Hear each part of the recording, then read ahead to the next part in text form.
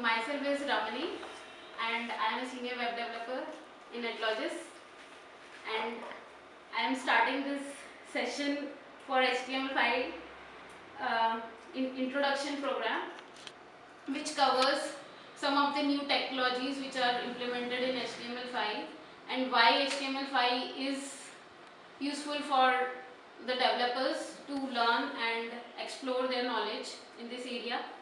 So let's things you expect to know, like what are the things which we must know about, like in this session, new features that can be used today, like what are the new features which are coming in HTML5. We will try to cover those features, some best practices of HTML5.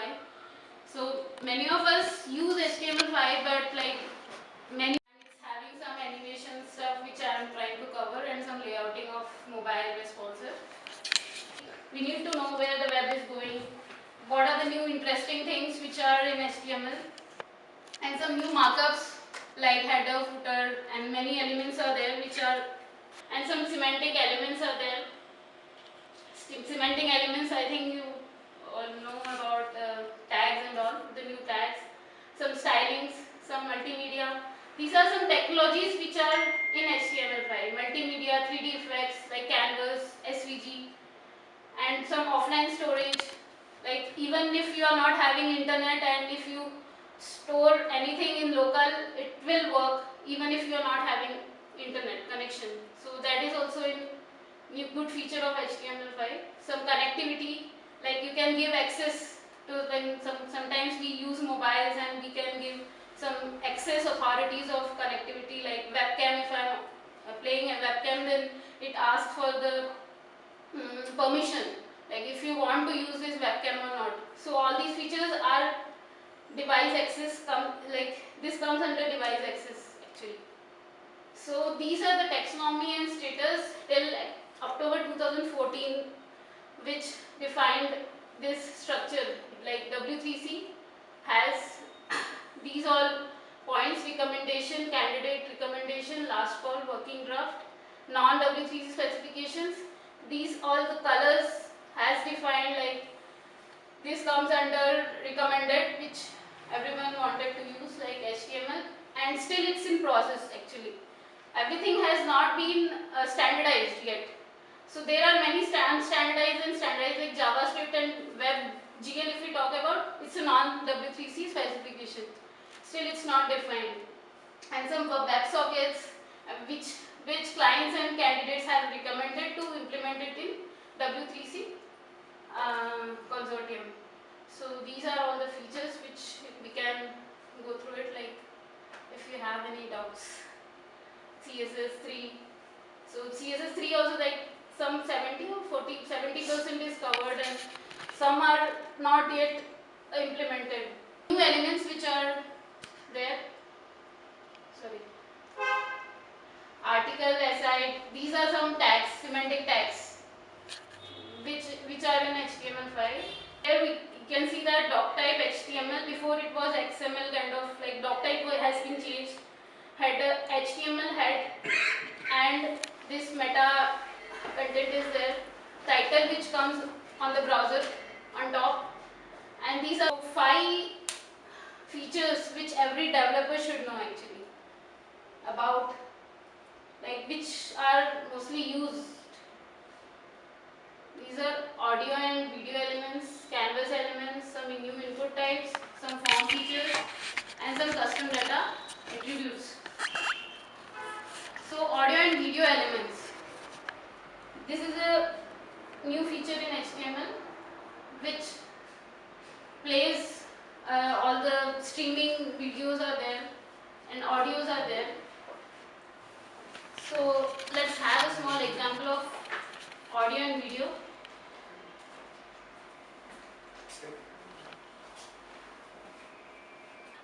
This audio control.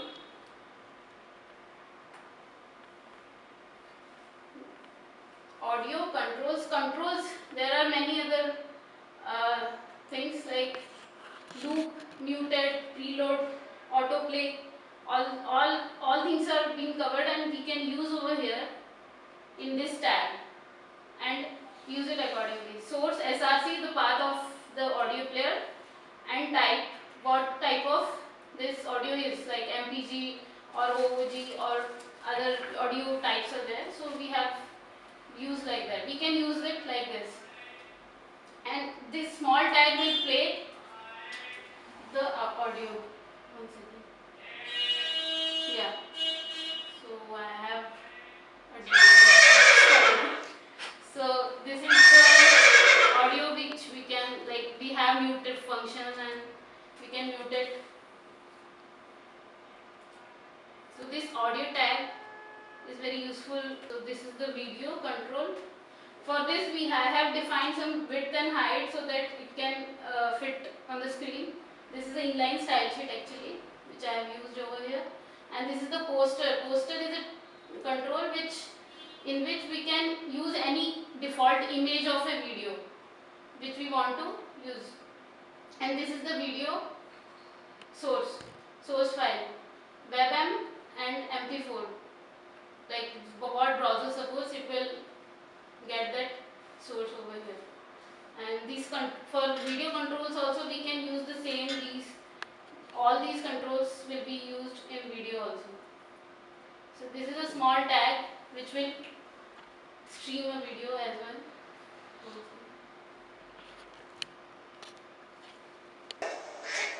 But it can't happen without you and your ideas. Zoom. We want to know you better. So I have one more link to show you. So if I click the capture video over here. So it is asking for, like, build HTML5 docs, use this camera or not. So if I use allow, so this will capture my video like this. So this get user media still supporting Chrome, but it's not supporting many other browsers. So they are also working on it to go through these features and improve it on other bases. And so now let's come to canvas elements. Canvas are actually used to draw some graphics on the system. Like if we want to draw a line or want to draw a rectangle or any cartoon or something, so we can draw through canvas elements. Yeah, as a 2D, yeah, that's right, as a 2D and 3D effects. So this is the main goal of canvas. I have a small example.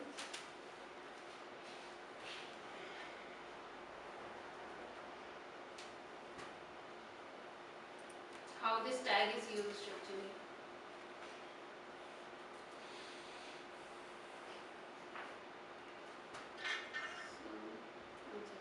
These are some scripts. So this is the tag canvas. This ID will be used in. I have defined the width and height of canvas, and this is the border which I have used, and this canvas tag. So fill style, it will fill a rectangle, and this is the color code. Sorry. So this is the color code which I have used.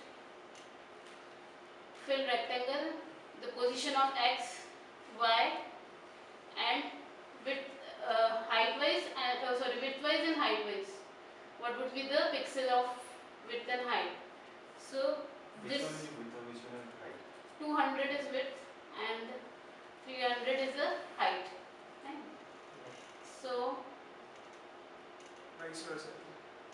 So this creates a rectangle over here. This small code creates a rectangle over here. This will create a line. Move to from x to y, like from which point you want to move a line, and it will draw a line with 300 and 100 as y-axis. And stroke is just like how much stroke you want to give, like 1 or 2 pixel, how much width of stroke would be there. So this creates a line. This is the 0, 0 position, and from here to here 300 to 200 will create a line. If we change this value, it will automatically change.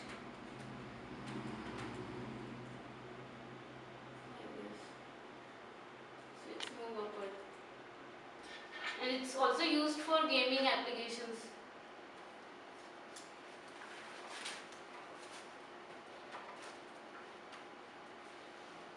So these are some gradient effects which are used in this. This is the function create linear gradient, and this is how we can define gradient. Previously we were doing it in Photoshop and some other stuff, and even through CSS also it's a bit complicated to give a shade and not like complicated because we yeah, are making gradient in the CSS. so add color, we can add color from red to white, and fill style, and I have created a rectangle over here. Fill style is just filling the color of that part, this grid. So this is a graph which is done through canvas. Like I have used a graph, I have created a graph, and this graph is it is drawing a graph over here through this code. So fill text, I can use a text over here, I can use some numbers, and I can use some points to show the graph. So these are some things which are possible through canvas. I think we all basically know about it, and this is used for styling, and globally we can use this style to like if I have used a color in background, so I can define in body background, and it will be implemented on all pages through external style sheet. So these are the main features of CSS which are being used, but I have used some of these layouts and animations which I wanted to show you. The layouts are we have like 3 types of layouts: legacy, flexbox and grid. So in legacy normally everyone uses this legacy layout for positioning. It's having positioning, display, float and z-index. Positioning is also having relative, absolute and fixed. So we can create a layout through this this method also, like defining a div, and inside that div we can use many other divs, and just if we like I have 50% of one div and 50% of second div, I can, if I use this div 2, I can, if I use float left, it will float that div accordingly. So that's the main purpose of this legacy layout. It just uses these 4 properties and creates a layout. And z-index is that it's like a stack. Like if I have one div and above that div I want one more div. So if I define previous one as z-index 0 and the other one as z-index 1, the other one will have the more priority than previous one. So layers, we can create a layers from one above other, then above other, then above other, like that. So through z-indexing it's possible. So one more layouting style is there, like flexbox layout. What flexbox layout does is, if I have one flexbox, inside that, if it controls all the inner elements of the div, main div. So I have a small example of flexbox. So what I have used is, so this layouting is if someone is creating a mobile app or Windows app. So for that we can use this code, because it's having some prefix and still having some limitations which are not yet supported on many browsers. So I have done nothing, just created a class flexbox, and this is the role which this is the area actually. That each area you can define a role of each section, like your main, banner, whatever sections you are talking about, you can use a role over there and you can define it.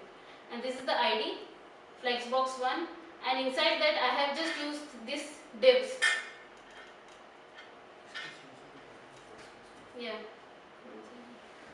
And this is the CSS which I have linked over here. Just using this div colon and a child. And here I haven't added any class or anything, just I have added these 3 divs. So this is one part of Flexbox which are widely used. And if we talk one more feature I have used in Flexbox, that is wrap. Let's see what it does.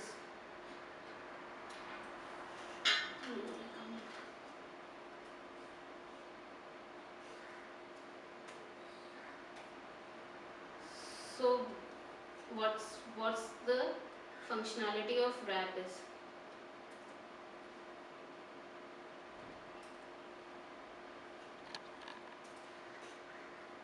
So again I have those three divs, and here I have defined ms flex. In this child first. This is 1, 0 and auto. What it is relative to this second one.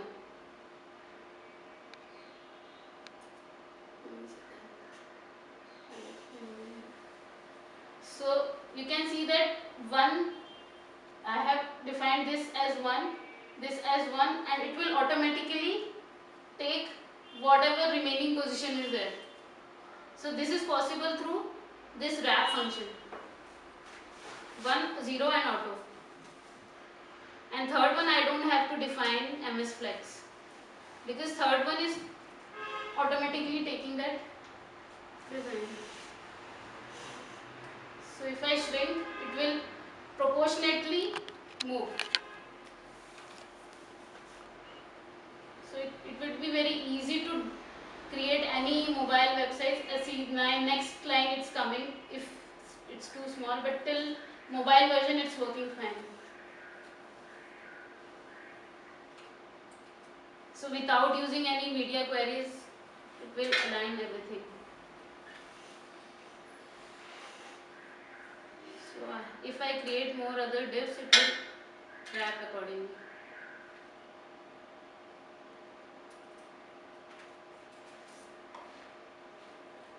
It will align like that. So this 1:1 ratio, and these others are having the same width and height. So this is the property of Flexbox, that it actually manages all the inner elements of the div, main div. So one more layouting is there. Sorry.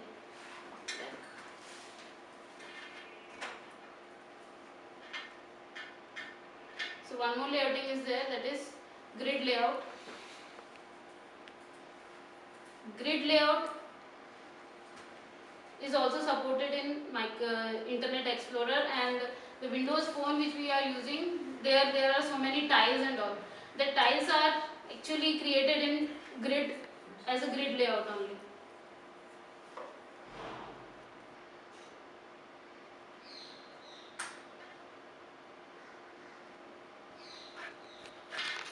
So this is the layout which is done through a grid system.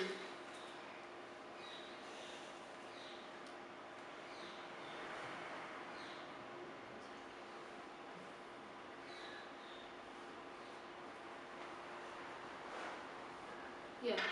So here I have a class grid and ID is row span. Is here like grid. What grid does is it creates a table. We can create a table using grid. Row spans are there, column spans are there.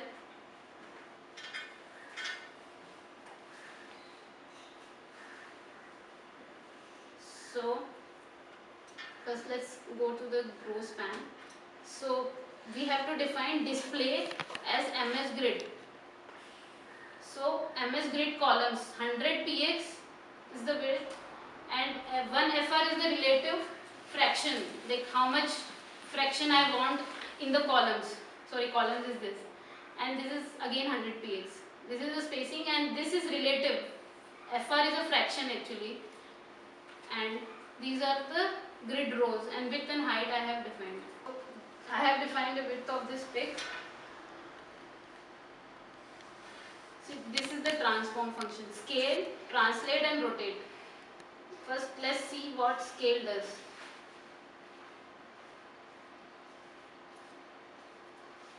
it will zoom. Actually scale is like zooming. It will zoom my image in a bigger size, and this is done through this hover function. I have created ID pick, and on hover I am transforming that image to scale 2, and if I increase this it will zoom more, or decrease it will zoom less. This is the value of